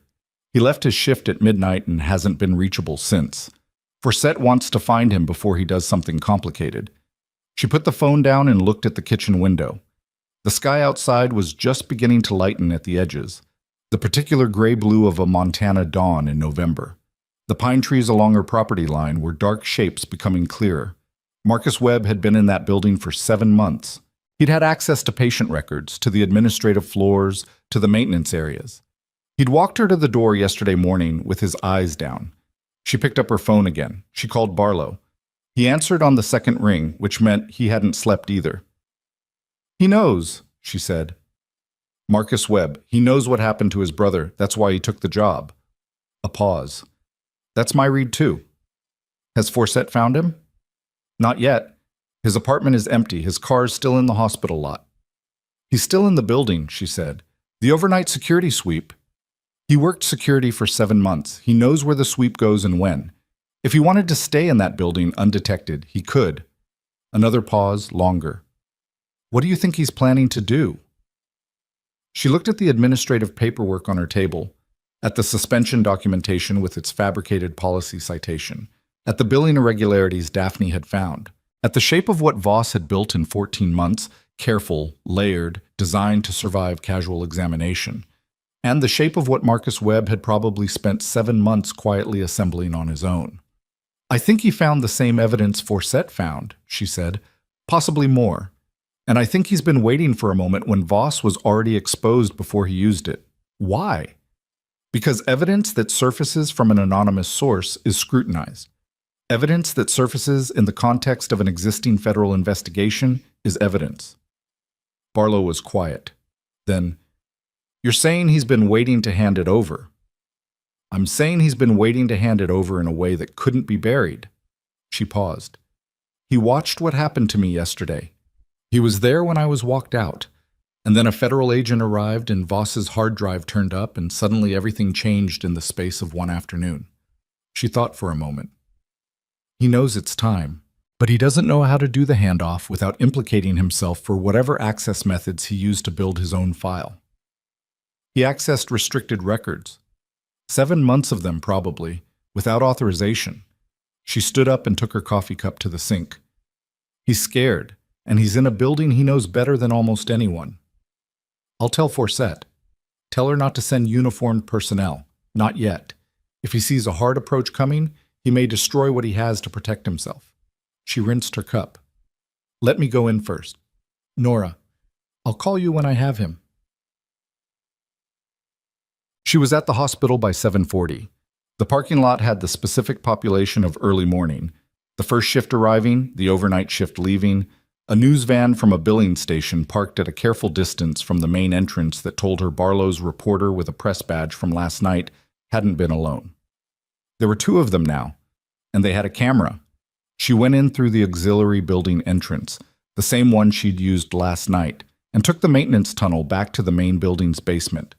The tunnel lights were off, motion activated, not manually switched, which meant nobody had been through here in the last hour.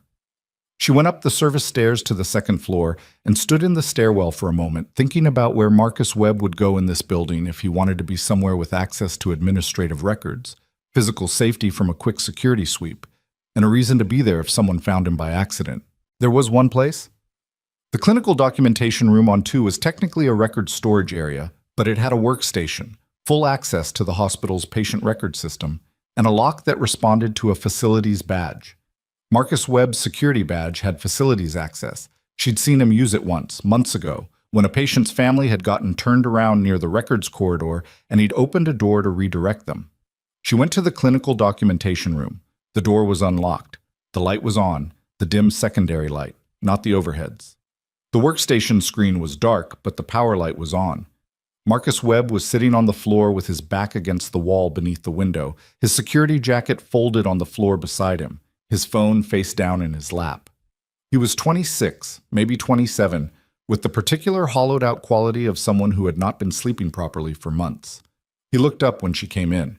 He didn't look surprised to see her. "I figured they'd send you," he said. "Nobody sent me." She closed the door behind her and stayed near it. "I came because I thought I understood why you were still here, and I wanted to make sure I was right before anyone else came looking." He looked at her for a moment. Then he looked at the wall across from him. "Did they find the drive?" "Last night, in the maintenance basement." He made a short, humorless sound. 7 months, and he panics and grabs the one drive that... He stopped. "Did they get everything on it?" "Forsett's team has been working through it since last night. Billing irregularities, patient data sales, potential influence on treatment decisions." She paused. "They found your brother's case." The room went very still. Marcus Webb closed his eyes. 1 breath, 2. When he opened them, they were wet at the edges, and he was working to keep his jaw steady. "Patrick's file was flagged," he said. "I found it 4 months ago, in the restricted administrative archive. The flag meant his case had been reviewed by an external medical consultant, someone outside the hospital." He paused.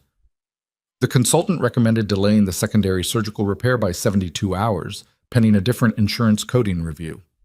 She knew what that meant. She didn't say it. She let him. "He died from a pulmonary embolism 40 hours into that delay," Marcus said. "The surgical repair would have addressed the vascular damage that caused it." His voice was flat and precise, the way voices got when someone had rehearsed saying a thing so many times the emotion had been worn smooth. He was 24. He'd been in the Army for 4 years. He came home from his 2nd deployment with a repaired femoral injury, and they killed him in a hospital bed because someone somewhere was making money on billing codes. Nora stood with her back against the door and let the words be in the room. "What did you find?" she asked. "In 7 months?" He reached beside him and picked up a USB drive. Not the same as Voss's, smaller, an older model. He held it up. 3 other cases with the same external consultant flag. Patrick's case. A 2nd death that was classified as natural causes. 2 more that I think had delayed treatment, but the patient survived. The consultant's identity, Voss was careful. It's all coded, but the payment structure traces to a medical consulting LLC registered in Delaware. I have the registration documents. He turned the drive over in his fingers. And I have Voss's personal email archive, the last 14 months. She looked at the drive. How did you get his email archive? She said carefully. I had access to the server room for security checks. I installed a passive logging application. He met her eyes. I know what that is legally. I know it's a problem. It's a significant problem. I know. He looked at the drive again. But the emails are the connective tissue. Without them, the billing files are patterns. With them, they're a case. He paused. I've been trying to figure out for 4 months how to hand this over without it getting buried and without going to prison for obtaining it. And then yesterday happened. And then yesterday happened. He looked at her. You got walked out of here for catching something you weren't even looking for, and 6 hours later there was a federal agent in the building and Voss's own drive was in evidence. He turned the USB in his hand one more time. The window was now or never. She thought about Forsett, about what Forsett would do with an illegally obtained email archive versus what would happen if that archive was never surfaced and the case was built without it. Possible, probably, but slower, with more gaps. She thought about Patrick Webb, 24, dying in a hospital bed 40 hours into a delay that shouldn't have happened. She thought about the 2 other patients whose cases Marcus had found, and the ones he might not have found. Forsett is not law enforcement, she said. She's defense intelligence. The legal pathways for evidence she uses in an administrative investigation are different from what a federal prosecutor needs. She paused. But if you hand that drive to her directly, and she finds anything that can be used, she will have to disclose how she obtained it and from whom, and that becomes your problem formally and officially. He looked at her. So, what do you suggest? I suggest you speak with an attorney before you hand anything to anyone. Today, not tomorrow. An attorney who handles federal whistleblower cases. She met his gaze. What you did was illegal. But why you did it, and what you found, and the context of a federal investigation already underway, those things matter. A lot. The right attorney can make a difference between this destroying you and this protecting you. He was quiet for a long moment. Forsett's going to want to know what I have, he said. Yes. Can I tell her I have something without telling her what it is yet? You can tell her you have information relevant to the investigation and that you're seeking legal counsel before making any disclosures. That's your right. She'll be frustrated. She'll wait. He stood up. Slowly, the way someone moved who had been sitting on a hard floor for hours. He put the drive in his pocket. Patrick would have thought this was all completely insane, he said. What would he have thought about you taking a security job at the hospital where he died? Marcus looked at her. Something in his expression shifted. Not quite a smile, not quite the opposite. He would have called me a stubborn idiot and then helped me figure out how to do it better. Sounds like someone who knew you well, she said. Yeah, Marcus said quietly. He did. She took him to Forsett at 8:15. The conversation was exactly as difficult as she'd predicted. Forsett had the contained frustration of an investigator who had just learned there was potentially decisive evidence in the room that she couldn't touch yet, and she managed it with the professional discipline of someone who had been in exactly this situation before and knew that pushing too hard made attorneys more protective, not less. By 9 o'clock, Forsett had connected Marcus with a federal whistleblower attorney in Billings who agreed to drive to Crestfall by noon. Marcus sat in the consultation room on 3, the same one where Forsett had briefed Nora the night before, and waited with the particular patience of someone who had been waiting for months and could manage another few hours. By 10 o'clock, the hospital had a different texture. She felt it moving through the building the way weather moved. Not announced, just present. The air changed. The news van in the parking lot had become 3 news vans. The Billings Morning News had run a segment, she heard from Daphne, about a federal investigation at a Montana hospital involving military patient data. No names yet, just the shape of it. The board had issued a formal statement suspending Voss pending the investigation. The statement was careful and institutional in the way that formal statements were, but it was public and it was unambiguous. And by mid-morning, it had been shared across every healthcare industry notification channel that Nora knew of and several she didn't.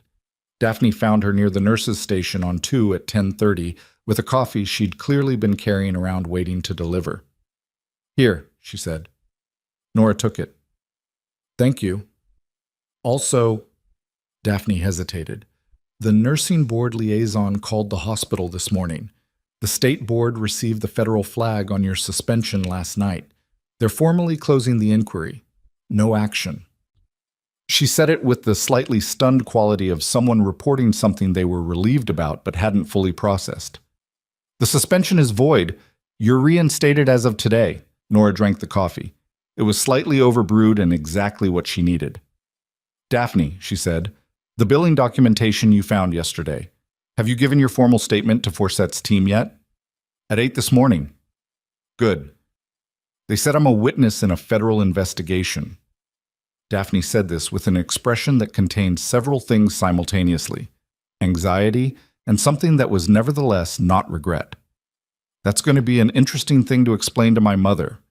Tell her you did the right thing when it would have been easier not to. She's going to want more detail than that." "Most people do," Nora said. "Give her the version you're comfortable with and let the rest come out when it comes out." Voss was formally arrested at 11:47. She wasn't in the building when it happened. She'd gone to the parking lot to get something from her car and was walking back through the main entrance when she saw the 2 federal compliance officers she'd met in the elevator the night before coming through the lobby doors with Elliot Voss between them. He was in the same clothes he'd been wearing last night, slightly disheveled, and he was not in handcuffs. This was a federal administrative detention, not a criminal arrest, technically, at least at this stage, but the effect was the same. He saw her. She was standing at the entrance, coffee cup in hand, her badge back on her lanyard where it belonged. She was, at that moment, simply a nurse in a hospital, in the building she'd been walked out of 22 hours ago. His face did something complicated when he looked at her. The performed authority was gone. Stripped out overnight by the sequence of events, by a maintenance basement and a folding chair and 14 months of careful maneuvering coming apart in a single afternoon. What was underneath it was harder to read, not just fear. Something more like the specific devastation of a person who had believed, at some level, that the architecture of what they'd built was solid and was now standing in the rubble of that belief. She did not say anything to him. There was nothing useful to say. He was walked through the lobby and out the doors and into a vehicle that was waiting at the curb. The lobby continued its morning. The front desk staff continued their work. A family came through the entrance with a child in a wagon and a balloon tied to the handle. The building went on. Hotel. She spent the afternoon in the ICU. Vreeland had been moved off the nasal cannula to room air at noon, which meant his respiratory function had recovered enough that he no longer needed supplemental oxygen.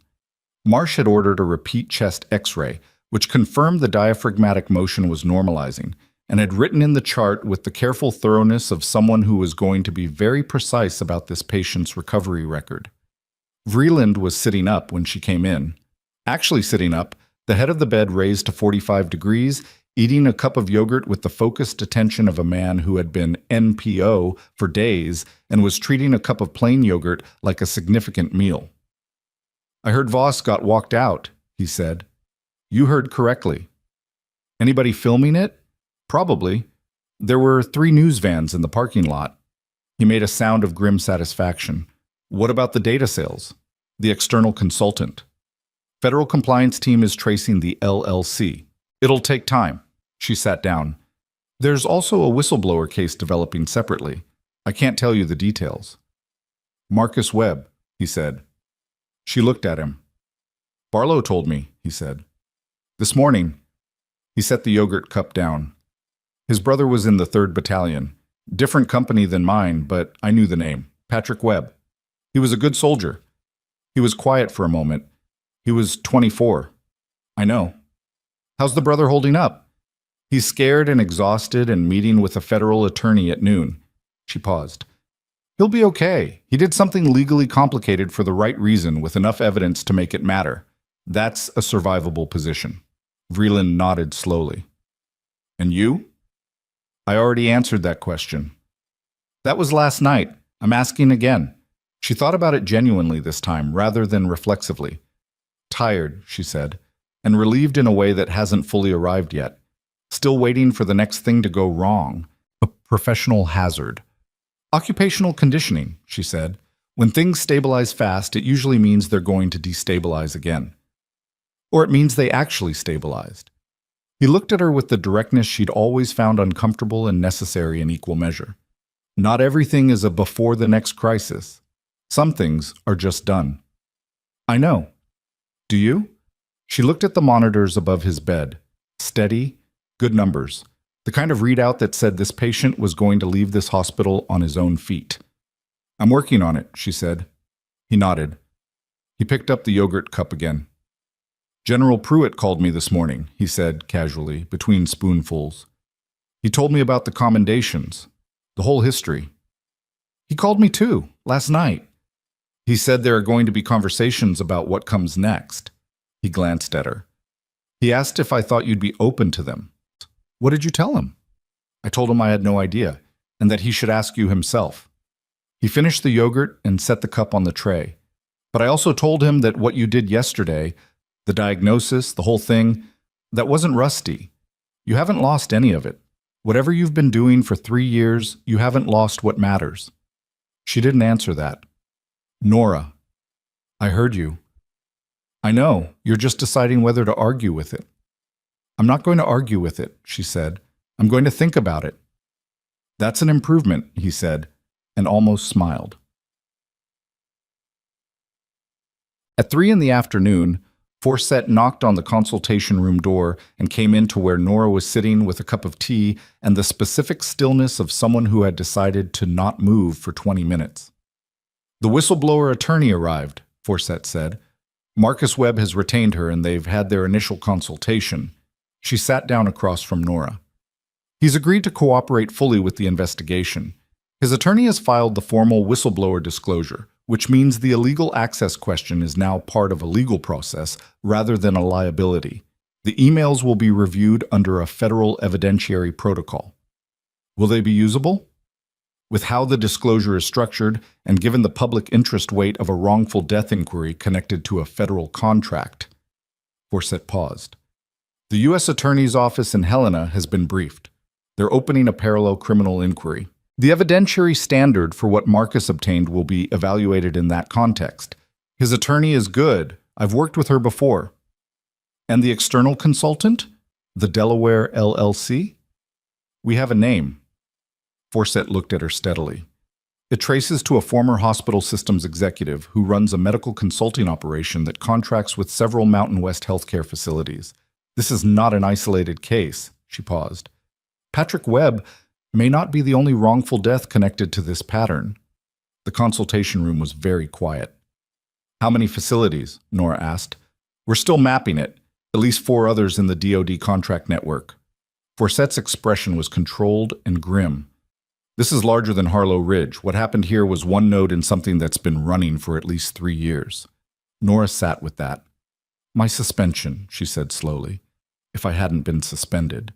If Voss hadn't panicked and moved against me, you would have kept building the case the slow way. Probably another 6 months, Forsett said. Maybe more. He broke it open himself.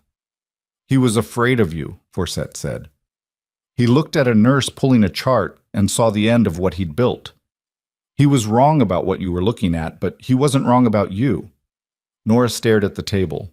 You should know, Forsett continued, that the compliance team found a second folder on Voss's drive. Not billing, not patient data, personnel. She paused. It contained files on 4 current employees that he'd been using as leverage, things he'd found or manufactured to ensure their cooperation. Who? The head of the billing department, 2 attending physicians, and, Forsett met her gaze, the hospital's compliance officer, the internal one, the person who was supposed to catch exactly this kind of irregularity. He had his own compliance officer, had leverage over her, yes. Her files contained documented evidence of a medication error from 2 years ago that she'd self-reported internally, but not escalated to the state board. Technically a reportable event. Voss had the documentation and she knew it. Nora thought about the 3 previous staff complaints that Forsett had mentioned last night, the 2 nurses who'd been terminated. The 3rd, the one currently in her own administrative review. The 3rd nurse, she said, the one in the current review process. Her name is Rosalind Carr. She flagged a billing irregularity 6 weeks ago and was placed under administrative review 3 days later. Forsett paused. Her review is being halted effective today. She should know that. She's being contacted this afternoon. Nora was quiet for a moment. Then, Forsett, the compliance officer, the one with the medication error. What happens to her? That depends on the investigation and on what her level of actual complicity was versus coercion. Forsett looked at her evenly. You have a perspective on that? She was being coerced. What she did or didn't do under that coercion needs to be evaluated in that context. She paused. The medication error she self-reported 2 years ago, was anyone harmed? The internal report says no, caught before administration. Then what he held over her was real but minimal in its original weight. He made it heavier than it was. That matters when you're assessing culpability. Forsett looked at her for a long moment. You'd make a better investigator than you think. I'm a nurse, Nora said. You're several things, Forsett said, and stood. The hospital board wants to meet with you tomorrow morning. Grant specifically requested you be present before they finalize the interim leadership structure. She moved toward the door. I'd recommend going. I'll think about it. Forsett paused at the door. There's one more thing. The reporter outside, the one from the billing station. His editor got a tip this morning, anonymous, from a number that traces to a prepaid phone purchased in Crestfall 3 months ago. She looked at Nora. The tip included a summary of the billing irregularities and a reference to Patrick Webb's case by name. Nora looked at her steadily. Marcus must have set it in motion before last night. Must have, Forsett agreed. The story is going to run on the 6 o'clock news. It will name Voss. It will reference the federal investigation. It will mention a Harlow Ridge nurse who identified a critical diagnostic issue under adverse circumstances. She paused. It will not name you. The reporter honored that condition. What condition? The one that came with the tip. Anonymous source, anonymous nurse. His choice, apparently. She opened the door. Someone wanted the story out, and they wanted you protected while it went out. She left. Nora sat in the consultation room and thought about Marcus Webb, 26 years old, 7 months in this building, carrying everything he knew about his brother's death in a USB drive and a long, patient silence. She thought about the prepaid phone, the timing, the protected source condition. She thought about Patrick Webb's file, flagged for an external consultant's review, the 72-hour delay, the pulmonary embolism 40 hours in. Then her phone rang. It was Barlow. We have a problem, he said without any lead-in. The external consultant, the Delaware LLC, Forsett's team ran the full trace this afternoon. She told me. Did she tell you the name? She said a former hospital systems executive. His name is Dr. Warren Tillis. A pause. He was the chief medical officer at Harlow Ridge before Voss arrived. He left 14 months ago to set up his consulting practice. She went very still. He left the week Voss arrived, Barlow said. They weren't replacing each other, she said slowly. They were transitioning. The compliance team found a financial structure that connects the LLC's revenue directly to a personal account. Tillis built the system. Voss ran it on the ground. Another pause. Tillis was here for 3 years before Voss. The patient data sales, the billing manipulation, it started under Tillis. Voss inherited it and continued it, and Tillis has been receiving payments from the LLC every month since he left. She stared at the wall. Where is Tillis now? She said. That's the problem, Barlow said. Forsett's team went to notify him for questioning this afternoon. His practice address is a registered office in Billings. Empty. His home address is a house in the Billings Heights neighborhood. He stopped. Barlow. His neighbor says he left this morning with luggage. She thought he was going on a trip. His voice had flattened. His car was found at Billings Logan International at 2:30 this afternoon. He checked in for a flight. The flight departed at 3:15. Where was the flight going? It was a connecting itinerary. The first leg was domestic. He paused. The final destination was not. She closed her eyes for exactly 2 seconds. Which country, she asked, The booking was through a third-party travel site using a secondary identity. Barlow's voice was very precise. But the destination on the itinerary was Sao Paulo. The consultation room was very small and very quiet. He knew, she said. He knew before we did that the investigation had broken through. Someone told him, Barlow said. Between last night and this morning, someone in the building tipped him off. She thought about the compliance officer, the two physicians, the head of billing, all of them with leverage held over their heads, all of them knowing their leverage holder was now in federal custody. Any one of them could have made a call. Interpol, she said. Forset's filing the request, but Sao Paulo it's complicated, and we don't have confirmation of final destination. The connecting itinerary could be a cover. She stood up. The personal account, she said. The one Tillis's payments went to. It's domestic? It was. As of this morning, it's showing a large transfer out. Barlow paused. $740,000. Initiated at 9:17 this morning. 9:17. An hour after the Billings Morning News ran the segment. An hour after the shape of the investigation became public. Without names, without enough detail to be specific, but enough. Enough for someone who knew what had been built and how it could fall. He's not going to Sao Paulo, she said. No? He's going to wherever the money went. Sao Paulo is the noise. She paused. Where does someone move $740,000 at 9 in the morning when they have 3 hours to disappear? Barlow was quiet for a moment. Then, Forset needs to hear this. I know. She was already moving toward the door. Tell her I'm coming up. She went into the hallway. The afternoon shift was changing. The corridor had the particular population of a hospital at 3:30.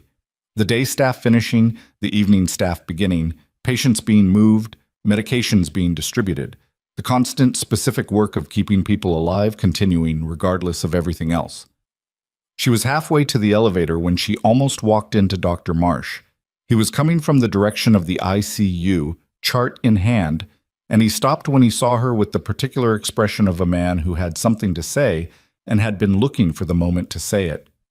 Nurse Callahan, he said. Dr. Marsh. He held the chart in both hands. He looked at it briefly and then at her with the careful, considered quality of a person who was about to do something that didn't come naturally to them. The diaphragmatic splinting, he said. I've been a cardiologist for 19 years. I've managed thoracic trauma cases at 4 different institutions. He paused. I have never had that presentation catch my attention the way it should have. Not once. She waited. I don't know your background, he said. I don't need to know it. But whatever it is, he stopped. Tried again. That was extraordinary clinical work. I want you to know I said that. Thank you, she said, for acting on it when I brought it to you. Not everyone would have. He looked slightly caught by that. That's the job, he said. Yes, she agreed. It is. She went to the elevator. The doors closed. In the reflection of the polished metal doors, she could see herself, hospital badge on, stethoscope around her neck, looking exactly like what she was. A nurse in a hospital at the end of a very long day that was not yet over. The elevator went up. On the 4th floor, Forset was in the former director's office, Voss's office, the corner suite with the mountain view, with 2 of her team and a laptop open on the desk. And when Nora walked in, she looked up with the expression of someone who had been waiting for her specifically. Barlow called ahead, Forset said. Tillis isn't going to Sao Paulo. I know. I've been thinking the same thing. Forset turned the laptop toward her. On the screen was a financial transaction record. The outgoing transfer from Tillis's account, the $740,000, the 917 timestamp. The receiving account is in the Cayman Islands, but it's a pass-through. The money moved again at 10:04. She pointed. To here. The second destination was a private banking institution in Luxembourg. That's not a run account, Nora said. That's a holding account. You move money to Luxembourg when you're planning to access it from somewhere in Europe. That's the working assumption. Forset looked at her. Which means he's not flying south. He's flying east. What connecting flights were available out of his domestic leg? Forset's team member, The younger man, the one who'd come in with her the night before, pulled up the itinerary display. His domestic leg went to Chicago O'Hare. From O'Hare, the Sao Paulo flight departed at 3:15, but there were 4 transatlantic departures between 2 and 5 p.m. Nora looked at the list. London, Frankfurt, Paris, Amsterdam. Amsterdam, she said. Forsett looked at her. Why Amsterdam? Luxembourg is 3 hours from Amsterdam by train, no border check between them. She paused. He doesn't need a direct flight to Luxembourg. He needs a landing point in the Schengen area. Forsett looked at her team member who was already typing. Then she looked back at Nora with the expression of someone recalibrating. He's already in the air, the team member said. The Amsterdam flight departed O'Hare at 4:02. The room was very still. Forsett picked up her phone. She made a call with the efficiency of someone who knew exactly which number to dial and what to say when it was answered. The conversation lasted 90 seconds. When she put the phone down, her expression was unreadable. International coordination, she said. We have a window. She looked at Nora. You didn't have to bring this to me, Forsett said. You could have gone home. Patrick Webb was 24, Nora said, and he wasn't the only one. Forsett held her gaze. Then she turned back to her team and the window started closing and the work began. And somewhere over the Atlantic Ocean, at 37,000 feet, Doctor. Warren Tillis sat in a business class seat with a glass of water he wasn't drinking and watched the darkness outside the window and thought he had made it out in time. He was wrong about that, but he didn't know it yet. Dr. Warren Tillis was detained at Amsterdam Schiphol Airport at 6:42 in the morning, local time, by Dutch federal authorities acting on an Interpol provisional arrest notice filed 40 minutes after his flight departed O'Hare. He had walked off the jet bridge, through the terminal's long glass corridor with its early morning quiet and its gray northern light, and was 12 steps from the passport control queue when 2 officers appeared on either side of him and said his name. Not the name on his boarding pass. His actual name. He stopped. He didn't run. There was nowhere to run to, and he was 61 years old and had spent the last 14 hours telling himself he'd been careful enough, and the specific collapse of that belief in a Dutch airport corridor at dawn hit him the way those things hit. Not with drama, but with a sudden total weight that took the argument out of his legs. He sat down on a bench near the passport control windows and waited for what came next. Forsett's team had his phone records, his financial trail, and the email archive, legally entered into evidence under the federal whistleblower protocol that Marcus Webb's attorney had filed in Crestfall, Montana, 16 hours earlier. The U.S. Attorney's Office in Helena had filed the criminal complaint that morning. The provisional arrest notice had 22 charges attached to it, including wire fraud, illegal sale of protected health information, and 1 count of criminal negligence contributing to wrongful death. Patrick Webb's name was in that last charge. It was the one that would not negotiate down. What? Nora found out when Barlow called her at 1 in the afternoon, Montana time. She was at the hospital. She'd gone in that morning because Vreeland was being evaluated for discharge and because the board meeting with Sylvia Grant was at 10 and because she didn't know how to be at home while things were still in motion. Schiphol detained him, Barlow said. 6:42 a.m. their time. He's in Dutch federal custody pending extradition proceedings. She was standing in the corridor outside the ICU. She put her back against the wall.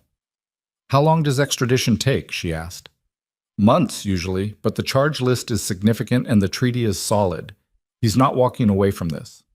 A pause. His Luxembourg account has been frozen. Dutch authorities moved on it within an hour of the detention. Yikes. $740,000, sitting in a frozen account in Europe, attached to 22 criminal charges and the name of a 24-year-old soldier who had come home from his second deployment and died in a hospital bed waiting for a surgery that had been delayed so someone could make money on a billing code. Thank you, she said. Forsett wanted you to know, Barlow said. She said, he paused. She said you were right about Amsterdam. She looked at the floor for a moment. She would have gotten there. Maybe. But you got there faster. He paused again, differently this time. The board meeting this morning. How did that go? Grant offered me a position, she said. nursing practice coordinator with a secondary advisory role on the DoD contract compliance review. Are you going to take it? She thought about the question the way she'd been thinking about it since Grant had said it across the boardroom table that morning.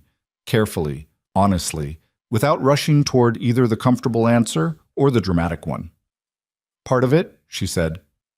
The compliance advisory role? Yes. The coordinator position. I'm going back to the floor first. I need to be on the floor before I manage anything. I need to remember what the work is before I'm responsible for how other people do it. Barlow was quiet. That's not modesty, she said. That's just how I think it should work. I know, he said. That's why I didn't argue. Vreeland was discharged at 2:30. He walked out of the ICU on his own, which he'd been determined to do since that morning, and which Marsh had permitted with the resigned acceptance of a physician who had learned, over 2 days, that this particular patient's determination was a clinical factor you incorporated rather than fought. He was slow, and he used the wall twice in the corridor, and he was noticeably short of breath by the time they reached the elevator, but he was walking.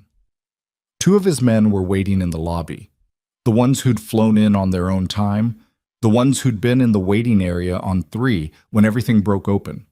They were both in civilian clothes, and when Vreeland came through the lobby doors, they stood up with the specific, contained quality of people who were relieved in a way they weren't going to make a production of. Nora walked him to the lobby and stopped there. He turned. You're not coming to the car, he said. You have people, she said. You don't need me to walk you to a car. He looked at her for a moment. His color was better than it had been at any point in the last 2 days. The medication adjusted and the respiratory mechanics stabilizing and his body doing what bodies did when you gave them the right conditions. Imperfectly, slowly, but stubbornly. The conversations Pruitt mentioned, he said. About what comes next. I know. Will you have them? Actually have them, not just say you will, and then, yes, she said, I'll have them. He held her gaze, then he nodded once, the kind of nod that was less acknowledgement and more settling, a thing put down in the right place. You saved my life, he said, twice. The math on that is going to bother me for a while. Don't let it. I was doing my job. Both times? She thought about a forward position in Cordovan province, the specific weight of improvised materials and the noise, and the way time moved in those situations. Not faster or slower, just differently, with a different kind of clarity. Both times, she said. It was just a different job the first time. He almost smiled. His ribs stopped him getting all the way there. He walked out through the automatic doors with his men. One of them held the exterior door. The cold came in briefly, sharp and clean. Marcus Webb gave his full testimony to the federal investigation team on the same afternoon. His attorney sat beside him for 4 hours in the consultation room on 3, and the email archive, all 14 months of it, was entered into the evidentiary record under the whistleblower protocol. The illegal access question was formally addressed in the disclosure filing, the public interest weight applied, and the U.S. Attorney's Office indicated, through Marcus's attorney, that prosecution of the access method was not a priority given the nature of what the access had revealed. It wasn't a clean outcome. It wasn't supposed to be. There were months of proceedings ahead, and Marcus Webb's name would be attached to a federal case that would take longer than he wanted to resolve, and none of that would bring Patrick back or make the 7 months he'd spent in this building feel like anything other than what it had been. Grief wearing the clothing of purpose. But the testimony was in the record. Patrick's case was in the record. The names of the other patients whose treatment had been manipulated were in the record. That mattered. It didn't fix anything. It mattered anyway. Nora sat with Marcus for 20 minutes after his attorney left, in the same consultation room where she'd first briefed Forsett 2 days ago. He was exhausted in the specific way of someone who had been carrying something heavy for a long time and had finally set it down. And the setting down was relief, but it was also disorientation. The body not quite knowing what to do without the weight it had organized itself around. What do you do now? She asked him. He thought about it. I don't know yet, he said. That's the first time in 7 months I've been able to say that. That's not nothing, she said. No. He looked at his hands. Patrick would have had an opinion about all of this. He always had opinions. What would he have said? Marcus was quiet for a moment. He would have said, "I took the long way around." A pause. And then he would have said it was worth it. She didn't tell him that would be enough, because she didn't know if it would be, and that kind of reassurance wasn't something she had to give. What she knew was that he'd done a hard thing for a true reason in the only way available to him, and that the record now reflected what had actually happened to his brother, and that was real and permanent in a way that couldn't be revised by anyone. That had to be enough, not because it was just, but because it was what existed. 3 weeks later, on a Tuesday morning in December, Nora Callahan walked back onto the post-surgical floor at Harlow Ridge Medical Center for her first shift since the suspension. Daphne was already there.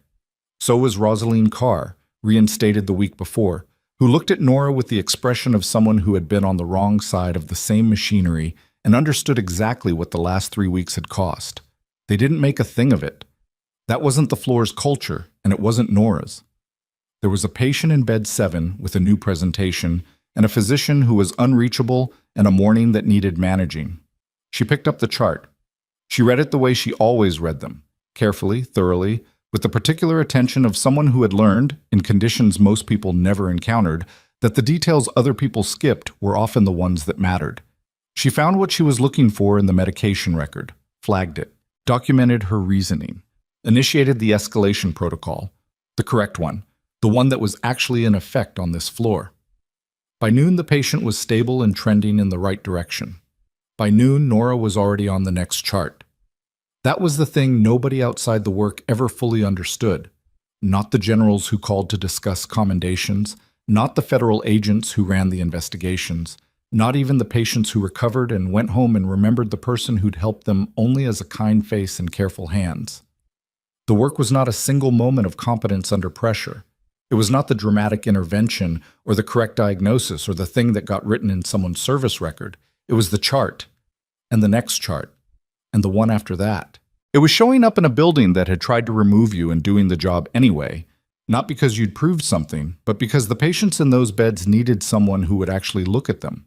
She had never needed anyone to understand that. She had needed occasionally to be allowed to do it. That was all she had ever needed. And now, finally, unambiguously, irrevocably, she was.